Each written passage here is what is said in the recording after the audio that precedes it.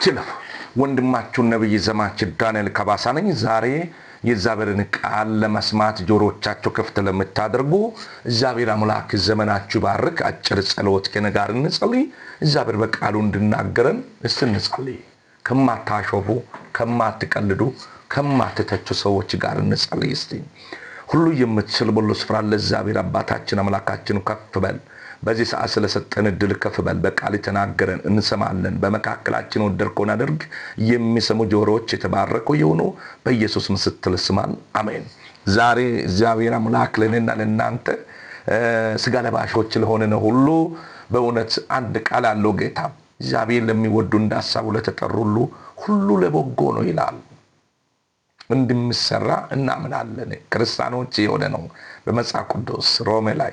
ነገር ግን ዛሬ የምናገረው ነገር ያለ እንደዛ የሚሆንለት ታሞም ተሰቃይቶም ታስሮም ሞቶም ወደ አምላኩም ሄዶ ለበጎ የሚቀየርለት ምን አይነት ሰዎች ናቸው? እነሱ ትክክለኛ የሆነ ሰዎች ናቸው። ከአመጽ ራቁ፣ ከበደል ወጡ፣ አምሮቻቸው ሊኖቻቸው ለእግዚአብሔር ቃል ያዘጋጁ፣ እችን ዓለም የማይከተሉ ሰዎች ናቸው። ምርጦች ናቸው። ምርጥ ማለት ምን ማለት ነው? ዝሙት የማይሰሩ፣ ጉቦ የማይቀበሉ፣ ጣዖት ከማምለክ ራሳቸው የሰወሩ፣ ባልንጀሮቻቸውን የሚወዱና በሐሰት ምስክር ያልቆሙ፣ የተጣለውን ሰው አንስቶ ምግብ የሚሰጡ የሚያበሉ፣ አየህ እነሱ ናቸው። ስለዚህ እንዲሁ ወደ እግዚአብሔር ቃል እንድመለስ ዛሬ በአልጋ ላይ ተንጠልጥላችሁ ላላችሁ በተለይ ምግብ አትመገቡ እያላችሁ ያለው ጠላት ነው።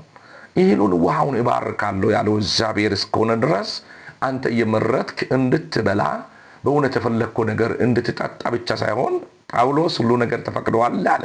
ሁሉ ነገር አይጠቅምም። የሚጠቅም ይሄ ነገር ስጋዬን የማይጎዳ ነገር እንድትጠቀም ተፈቅዶላል እኮ።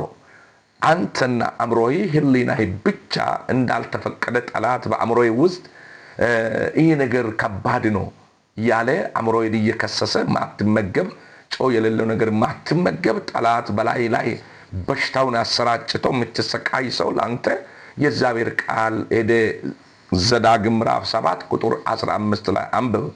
እነሆ በግብፅ ላይ የመጣ አሰቃቂ በሽታ ቃል በማይጠብቁት ትውልድ ላይ እንጂ በአንተ ላይ አላመጣም ይላል።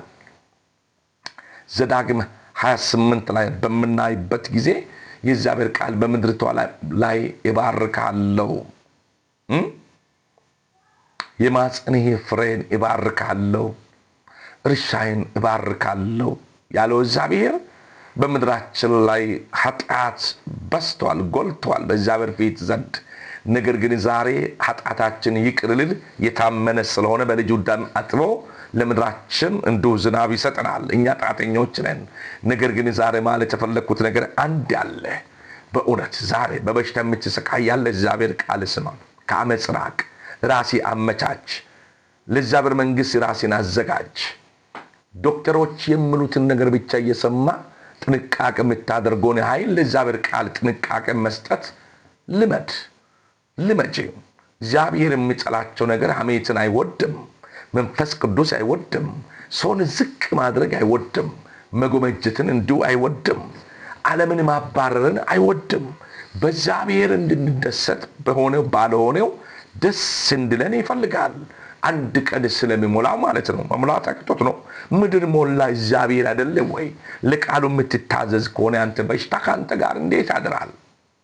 ጨለማ ከብርሃን ጋር ግንኙነት የለውም የሚል አይደል?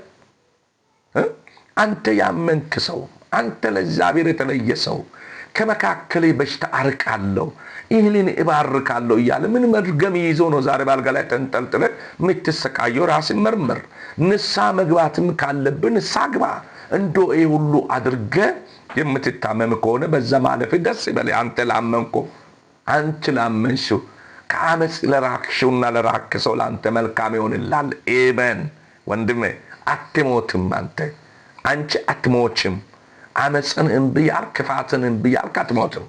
ነገር ግን እንዲሁ የእግዚአብሔር ፍቃድ ሳትፈጽሙ፣ የእግዚአብሔር ፍቃድ ሳንጠብቅ የእግዚአብሔር ፈውስ እኛን ያገኘናል ብለን መጠበቅ ማለት ሞኝነት ነው።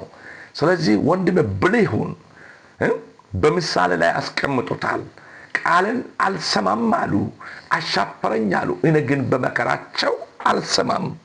ምን እኮ ያለ ይሰማሉ አይደለ? ይሰማሉ የሚለው ምርጦቹን ነው።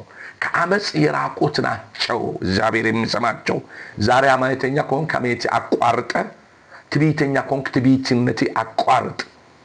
ሰውን ዝቅ የምታደርጉ አማኞችን ብላችሁ ያላችሁ ብዙዎች አላችሁ። ቸርች ግን ትገባላችሁ፣ መጽሐፍ ቅዱስ ይዛችሁ ትሄዳላችሁ። አማኞችን አገልጋዮችን ጭምር